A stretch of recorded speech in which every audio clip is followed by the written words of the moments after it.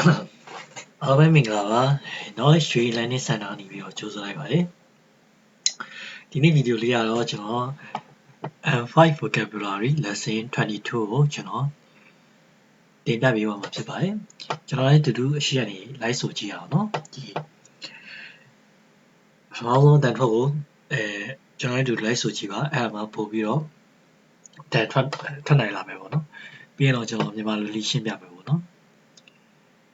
シャツを着ます。シャツを着ます。靴を履きます。靴を履きます。帽子をかぶります。帽子をかぶります。メガネをかけます。メガネをかけます。生まれます。生まれます。コート、コート。スース、スース、セーター、セーター、帽子、帽子、メガネ、メガネ、よく、よく、おめでとうございます。おめでとうございます。こちら、こちら、家賃、家賃、おん、オンダイニングキッチンダイニングキッチン和室和室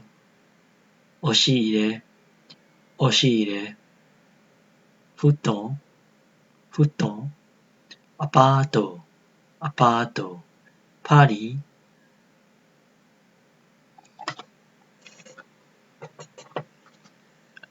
万里の長城万里の長城ヨガ開発センターヨガ開発センターレジャー白書レジャー白書ကဲမြန်မာလူလေးကျွန်တော်ပြောပြပါမယ်နော်ရှတ်ဆိုခီမတ်ကအိမ်ဝတ်တာဖြစ်ပါတယ်ကုဆိုဟာခီမတ်ကဖနက်တို့အောက်ပိုင်းပေါ့နော်အောက်ပိုင်းဘောင်းမီတို့ဖနက်တို့ဝတ်တာကိုပြောချင်တာဖြစ်ပါတယ်ဘိုးရှိကိုကာဝရီမတ်ကတော့ခေါင်းမှာစောင်းတဲ့ဟာတွေပါခေါင်းအောက်ထုတ်စောင်းတယ်လို့ခေါ်ပါတယ်မေဂါနေကိုခါခဲမတ်ဒါ accessory တွေပေါ့နော်မေဂါနေကိုခါခဲမတ်တက်စင်ကြီးဖြစ်ပါတယ်ဥမာရဲမတ်ဝေးဖွာလာသည်ခိုးတော့ခုတ်ရင်ဖြစ်ပါတယ်ဆူဖြစ်ပါတယ်နောက်တိုင်းဝင်အိမ်ပေါ့နော်ဆဲတာဆွဲတာဖြစ်ပါတယ်ဘိုးရှိအုတ်ထုတ်ဖြစ်ပါတယ်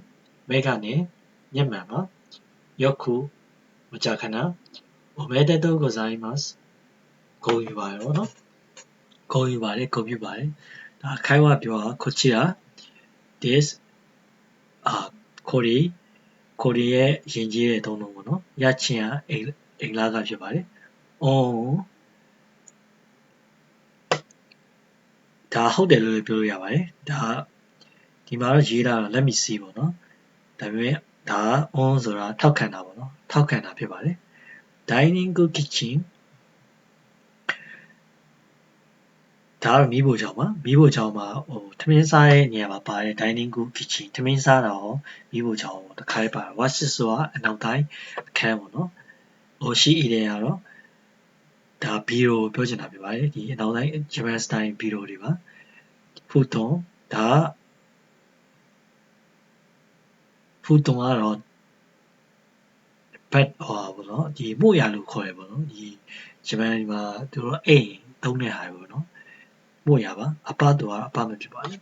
ဒီရောက်ကဟာရောမမှတ်လေးရပါတယ်သူတို့တစုံတစ်ခုရဲ့နာမည်တွေဖြစ်တာပေါ့ဘုဒ္ဓအနေနဲ့ကြည်လိုက်လို့ရပါတယ်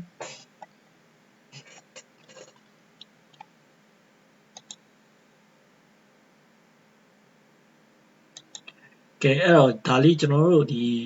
စမ်းလေ့ကျင့်တာလေးပေါ့နော်ဒါလေးရာဟောပေါ့ conversation ရဲ့ translation တွေပေါ့နော်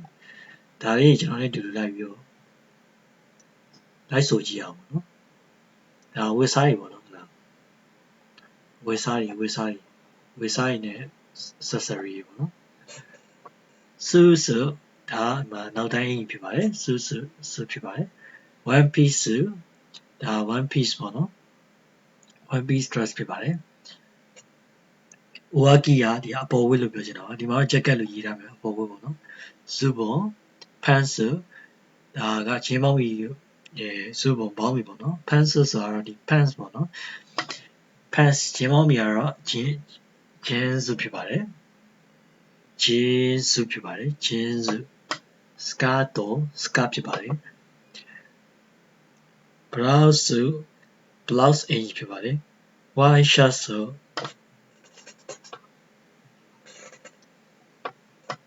အဖြူအောင်ကြီးပြောနော် sweater ဖြစ်ပါတယ် muffler ထေဘူးကရို muffler ဒါလေးပါ muffler ထေဘူးကရိုလည်းပေါ့ staki ကအောက်ဝတ်တဲ့ဟာတွေပါ staki အောက်ဝတ်တဲ့ဟာတွေအကုန်လုံး staki လို့ခေါ်ပါတယ် kuzushita ခြေဖြစ်ပါတယ် pants တော့ကကျတော့ဟောပါတော့ဒီ stocking ပေါ့နော်ဒါဟိုမိန်းကလေးဒီအသားကပ်ပေါ့နော်အသားကပ်ဝတ်တာကိုခေါ်ပါတယ် kimono ကဒီမှာဂျပန်ရိုးရာဝတ်စုံပါ zori ကဒီ kimono နဲ့တော့ဝတ်တဲ့ဒီဖက်နက်လေးဖြစ်ပါတယ် dabi ကလည်းဒီတော့ kuzushita နဲ့ဆင်နေပေါ့နော် kimono နဲ့တူဝတ်ရတဲ့ဝတ်စုံဖြစ်ပါတယ် overcoat ဖြစ်ပါတယ် raincoat overcoat ကတော့ဒါပါ raincoat ကတော့မိုးကာအင်ပေါ့နော် necktie ဖြစ်ပါတယ် belt ကပတ်ဖြစ်ပါတယ်ဒါရဲ့ grammar တွေပါ grammar ရတော့ကျွန်တော်မပြောသေးဘူးပေါ့နော် grammar ရကျွန်တော် grammar မှာတင်ပေးမှာဖြစ်ပါတယ်အခုတော့ဒီ vocabulary တွေပေါ့မှတ်ထားပါပေါ့နော်အားလေးပါပဲအားလုံးပဲနောက် lesson တွေကြာရင်ပြန်တွေ့ကြမယ်နော်